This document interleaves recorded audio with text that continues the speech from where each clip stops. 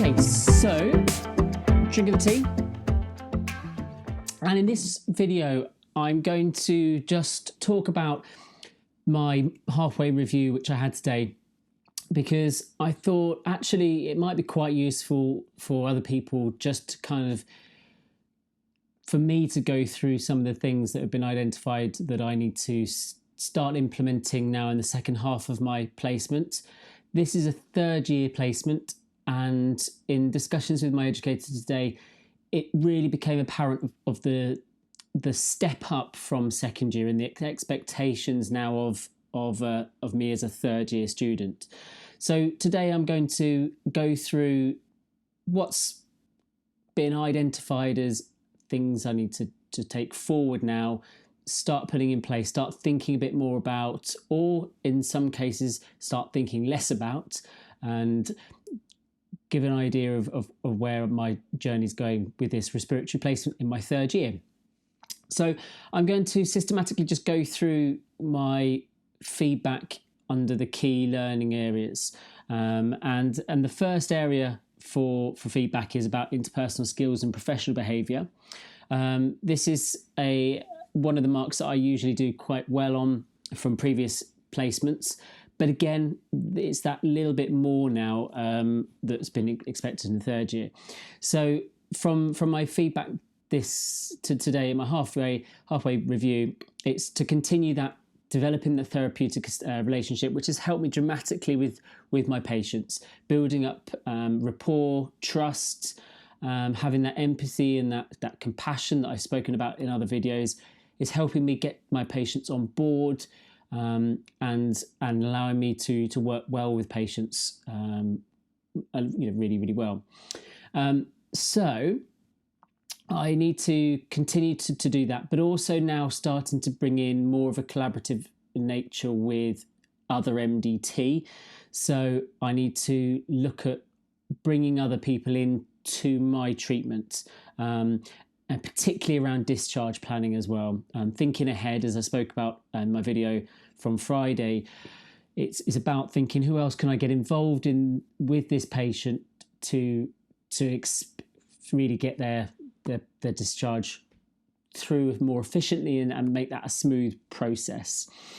So also with my communication is I'm getting a few more ventilated patients now, and there's all sorts of things that come alongside that with communication, which is fine. I'm happy with communicating with someone who's heavily sedated and ventilated, but it's also about making my educator aware that I'm aware of things like consent and sort of doing my assessment and my treatment with the patient's best interest, and being aware of those ethical issues within my communication and as I go forward from now on.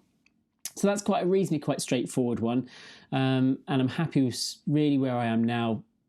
Very similar to where I am at halfway with a lot of other placements, so I'm happy that will continue. So my next one is organisation and management skills.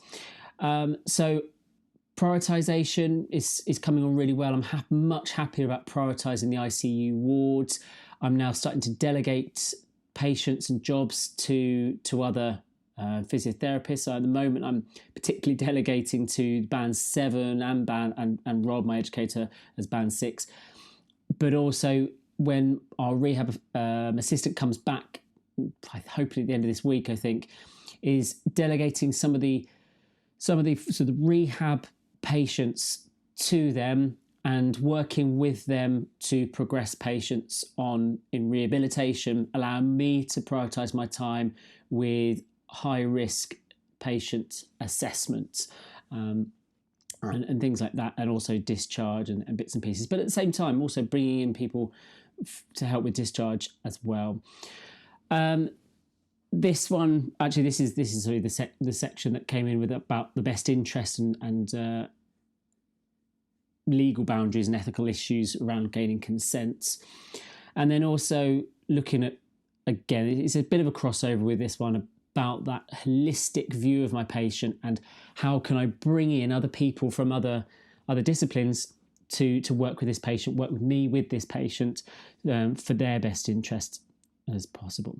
Okay, so then moving on to some of the bigger ones, well, not bigger ones, they're equal, but more physio-y ones, so my examination assessment. So that's definitely come on really well. But one of my reflections, and then was highlighted also in my feedback, was I have a real passion and interest for particularly medical elements of this placement. Respiratory physiotherapy has a big medical part to it, understanding that complex patient journey within ICU. There's an awful lot of things that you can draw upon and need to draw upon and need to be aware of to enable you to best assess and treat the patient you have in front of you. And that plays into my strengths, but also my areas of weakness, really. So my strength is that enthusiasm and want for that knowledge and understanding. Always wanting to know that little bit more than I potentially need to gain a better understanding. But at the same time, that's potentially hindered me a little bit because it's taken my focus away from some of the basics. And as we're told time and time again, it's those foundations and the cake, as it were, that need to be rock solid before you can start building on those. And as a third-year physiotherapy student, as a band 5 even, really, patience is a virtue with this, and those other things will come along just because of my interest and enthusiasm for wanting to know more. I've wanted to take the opportunity to learn more as well, because I've had so much opportunity with some teaching from Rob and from Claire and from the others. But at the same time, I just need to focus in a little bit more and make sure that my basics are key.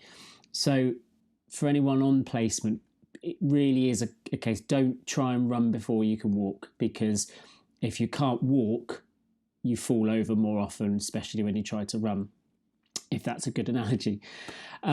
So structure of assessments is coming on really well. I'm using the S-bar, so situation background assessment, that's helping me be more concise to then come out with my recommendations. I need to work on my problem lists with patients. I'm able to draw on all of these things now, but it's coming out with a prioritized problem list on what is the patient's problems that are in front of us, what's high risk, and what can I do something about, and how might I do that evidence-based and clinically reasoning, but at the same time drawing the evidence and saying, well, what's good about that evidence? Why can I use it? Is it generalizable to the population, i.e. where we are with that patient population, their pathology, their condition, if they've got a long-term condition? Is the evidence valid for that patient as well? And that leads into as well, so with this S-bar, this succinct analysis and plan for my patients. So it's all in here, but when I verbalize it and put it down in my notes, it needs to be more succinct for definite. It's not incorrect on what I put down and what I verbalize. It's not wrong, but it's just it needs to be condensed a little bit more to be more quicker and easier to relay that information, which is coming on. It definitely, but needs to be better. So then moving on to examination and assessment, just done that. So then we come on to implementation of physiotherapy practice. So that's been pretty good so far, but I need to just bring in this evidence now. And I have been pretty good at trying to park that earlier on in the placement, just to make sure that my assessment and treatment was good in the foundation form. But now I need to start verbalizing to my educator my clinical reasoning. I'm doing that, but it's that evidence-based. What evidence have I got that suggests that the treatment that I'm planning is appropriate and is evidence-based? What does that evidence tell us? How good is that evidence? Why can I use it? Is there anything I potentially need to be cautious of about that evidence? So that's that. confidence in progressing patients. I've improved that personally, but I still need to be pushing patients more. And I've definitely, since I reflected last time, I have implemented much more of a little bit of a calculated risk with patients. And Rob and I had a very good conversation about that today, about how I can go about doing that more, which is fine. And then discharge planning came in earlier on with sort of the management and communication, but it's involving other people in that discharge planning now. So I'm aware of the pathways, and sort of as I'm discharging patients, I need to sort of think that little bit more ahead about bringing those people in advance, delegating that to other people if need be as well. So using a variety of treatments as well, but that's really more the patients I have that kind of dictate that particularly. And then last of all, personal development, learning behaviour. So this is quite an interesting one, because these videos I think have been incredibly helpful for me. I have started sharing them more because I just think that it's a good place for me to, apart from anything else, YouTube is a free storage where you soon realise when you do these videos you run out of storage on your computer and phone. But most of all because actually I think if I was in my first year, I'd find this quite useful to find out what in real life what goes on, and hopefully I don't give a rose-tinted view on placement. I'm trying to give it just as it is. So I'm quite keen with my personal development. I'm always trying to search new things out, and as I spoke about earlier, that's potentially detrimental if I'm not careful. But one thing that was highlighted, I thought was a really good point, is it's all very well doing these videos, but what am I going to then do as a result of that reflection? And I think I need to be more clear. I need to be clearer at the end of each reflection. What am I going to do? And that might only be one or two things, but having clear objectives that I'm going to put into practice as a result of my reflection. So really continuing how I am at the moment, and again keeping to the basics rather than worrying too much about the complex issues. And some of the things I'm getting involved with, are potentially things that Rob has done in a master's module. So I need to be careful that I'm not trying to run before I can walk, and not be afraid to keep to the basics, because sometimes I feel that the basics aren't enough. But I've got to keep remembering that I'm a third year physiotherapy student, not a band 5 or band 6 or band 7. So it's just honing those key skills to then enable me to have that really strong foundation to then build upon, and be focused with my plan on what I'm going to take from my reflections as well going forward. And also communicating with my educator as well is I think being open with your educator about how they can help you. So if you know how you learn and how you best gain information, or what support that enables you to improve or to make your placement most sort of worthwhile, be selfish. Don't be afraid to say to your educator, actually, after I've seen every patient, I really would like to have some feedback, both sort of intrinsic and extrinsic feedback about how that assessment went, that treatment went. After each session, I'd like to, can you ask me questions about why I did what, and be verbal with me about sort of drawing out of things if you're a little bit quieter. But yeah, don't be afraid to talk to your educator about what works best for you. And I certainly, potentially, I think I need to do that more with my educator. Today was really good because we spent more time with patients together. So I feel like he was able to see more of how I work and therefore give me far more feedback today. And when you've got your educators will invariably be very experienced, knowledgeable and skillful in their area. So it's such a good opportunity to get that feedback, and a lot of what they sort of say to you, you'll know, but it was, maybe didn't come to the forefront.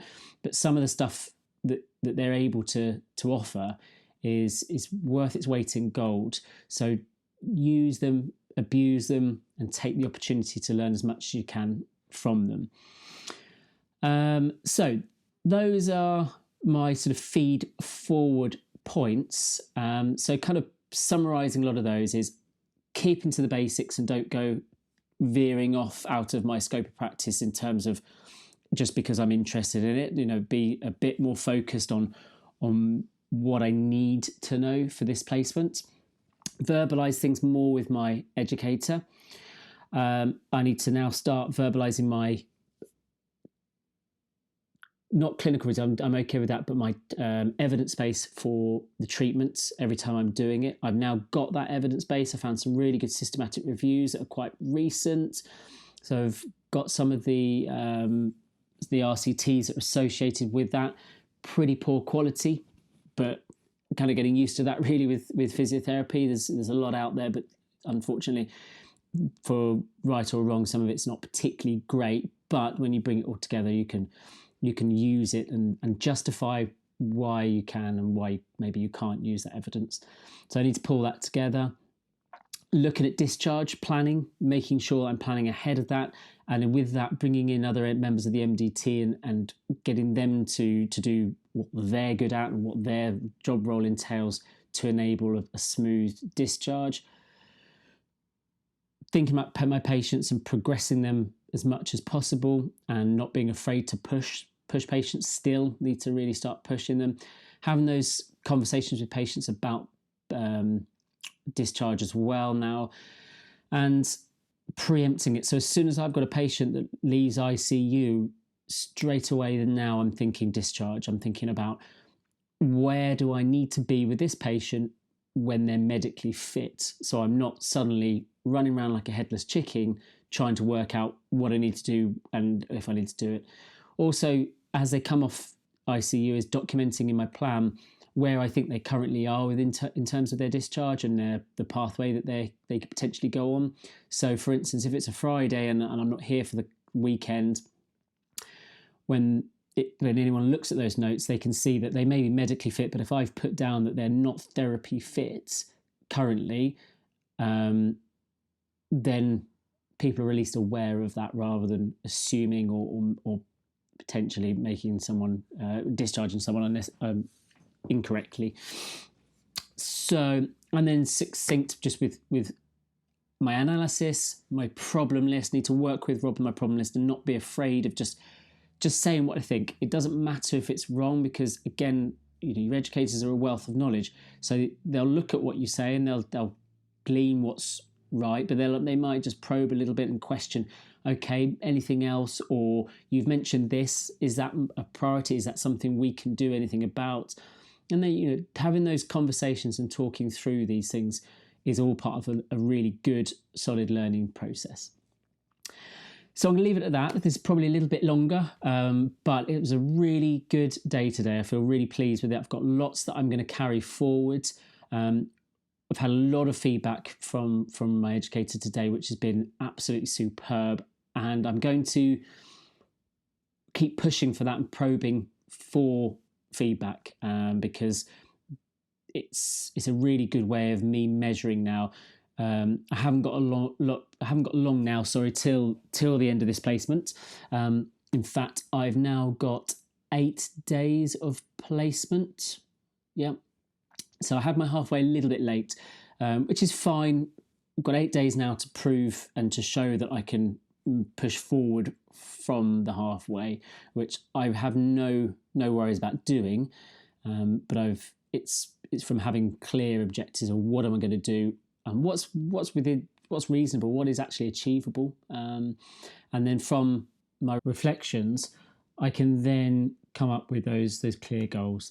So I'm going to stop it there. This is going to be around 20 minutes, which is fine. These reflections are great. I'm going to do a separate video at the end of my placement about how these reflections have worked and how I think they could be improved to help other people that I think would really benefit from doing a verbal piece to camera reflection rather than the standard writing down. So Hopefully that's been really helpful for those of you that are on placement. It's certainly going to help me when I look back at this and watch it back and continue to sort of plan how I'm going to continue this placement. So until next time, thanks for watching.